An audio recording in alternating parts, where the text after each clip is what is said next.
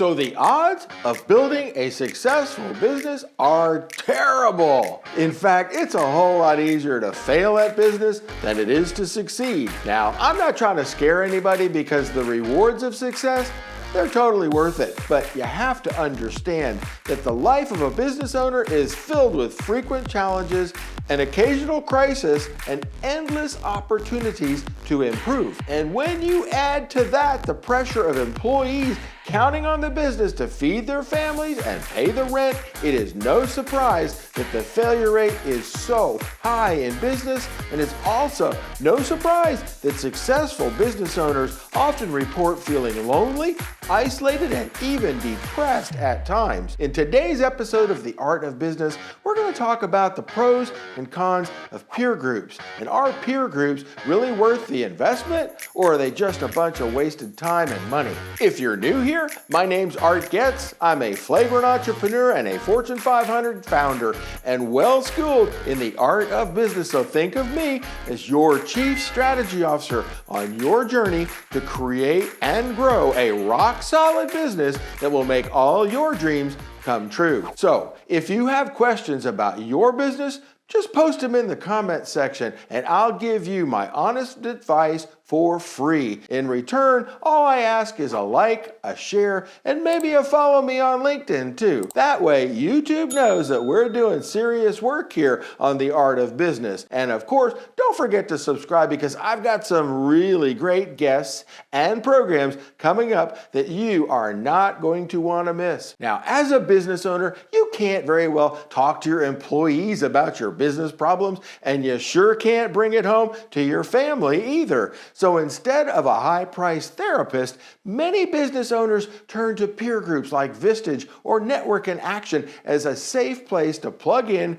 share experiences, and commiserate with other business owners who might have had similar problems and come up with better answers. Now, I've had personal experience with 3 Vistage groups, and I've met many Vistage chairs on my own. They were all great talkers, meeting organizers, and facilitators. But buyer beware, because joining a Vistage group or any other peer group, it's important to realize that the organizer will have a huge impact on the nature and the character of the group. Sadly, many people do what I did and just join the group before meeting all of the other members. Then you're stuck because it'll take you 6 meetings just to figure it out and another 6 months just to get up the nerve to quit the group. This actually reminds me a lot of group health insurance because it's almost like the Roach Motel where you can check in, but you can't check out. Well, thanks to our sponsor, Scoop Health, businesses have a new choice when it comes to employee health benefits. So if you're frustrated with group health insurance,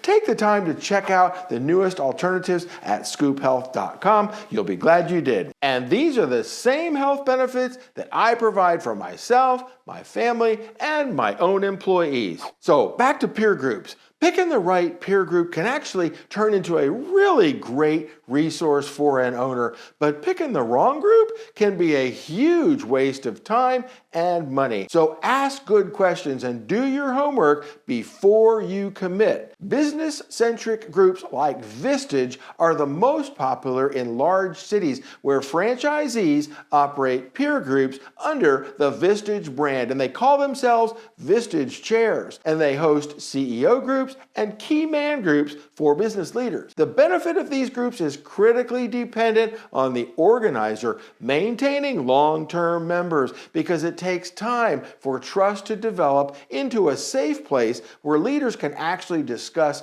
confidential and sensitive issues and share experiences and solutions in confidence. And every time a group adds new members, it's like pressing the reset button on the trusted clock. Most peer groups like Vistage also provide educational speakers, and of course, there's also the benefit of personal connection with 15 to 20 business owners. And while this may seem like a resource at first, it can be a double-edged sword, taking up a lot of time getting acquainted with all those individual members and their needs too. And remember that peer groups are always a reflection of the personality and profit motives of the group organizer. Now, I understand they have to earn a living too, but sometimes A desperate group organizer will fill up a group with a bunch of cats and dogs. That lack of continuity can lead to high turnover, which is like the kiss of death for a peer networking group. So before you join, it's important to be sure the other group members are stable and in businesses that have at least some correlation to yours. And while peer groups like Vistage can frequently lead to new business opportunities, it's a slippery slope when the subject of referral fees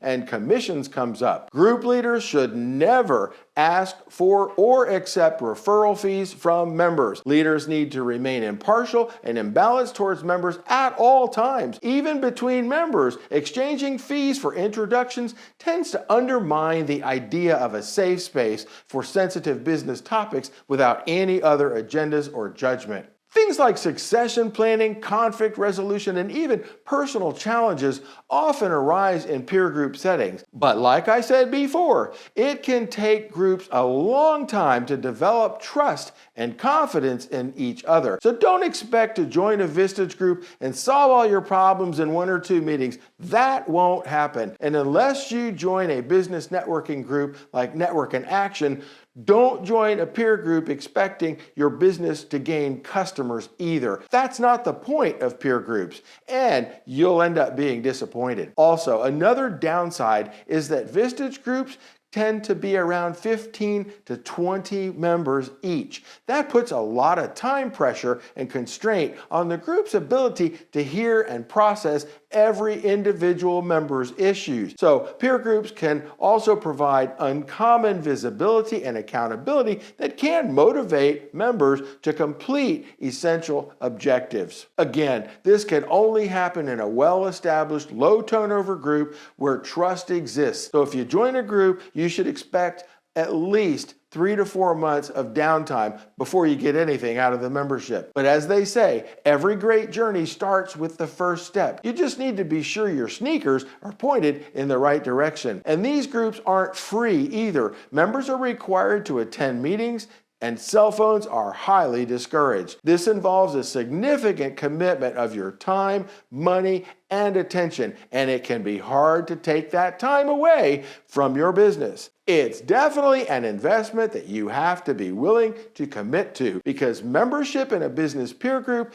can actually provide many great benefits to a business and its leaders. However, your success will depend on the group dynamics and its organizers. If the group is not cohesive, or if there's a lack of trust among members, it will not survive. So choose your group and your leader wisely and hold that organizer accountable to a high standard. As usual, if you have questions about networking or peer groups or anything about your business, use that comment section below and I will respond. Please remember to hit that like button and share this video with other like-minded business owners and entrepreneurs.